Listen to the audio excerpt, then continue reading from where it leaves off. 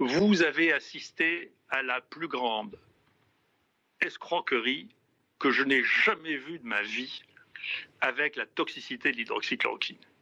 Vous l'avez vu, ça.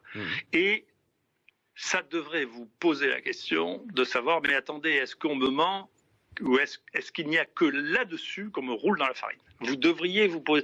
Et je suis sidéré qu'on ne se la pose pas. Ça n'est jamais arrivé, un truc pareil. Jamais. Vous vous rendez compte?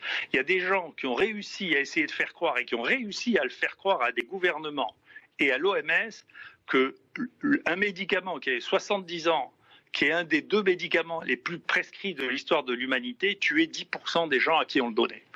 Comment, vous comprenez pourquoi, je ne sais pas, quand j'étais jeune, on m'a raconté les plus grandes bêtises, on me disait, vous savez, la Tour Eiffel a été vendue 17 fois à des ferrailleurs. Ben, je comprends comment on peut l'avoir, parce qu'on voit comment on vous a vendu la toxicité de la chloroquine, et je reconnais que c'est hallucinant. Si vous me demandez comment on peut expliquer ça, je n'en sais rien, je ne peux pas le comprendre.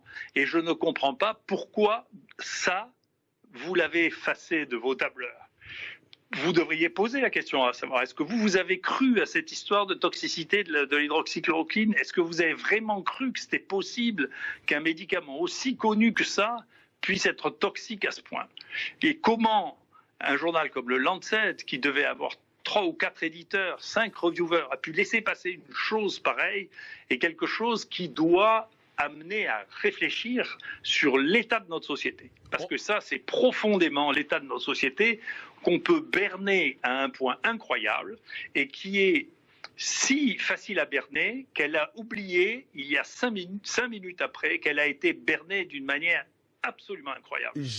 Et d'ailleurs, vous savez bien que si vous êtes malade, vous voulez que je vous dise quelque chose, monsieur Morandini, vous avez une très grosse expérience. Si vous êtes malade, la semaine prochaine, vous allez m'appeler. Je pense. Ben voilà. C'est la réponse à votre question. Moi, je pense, effectivement. Ben, je suis honnête. Parce que c'est ce qui se passe tout le temps. Voilà. Je peux vous le dire. C'est comme ça que ça se passe. Professeur, quand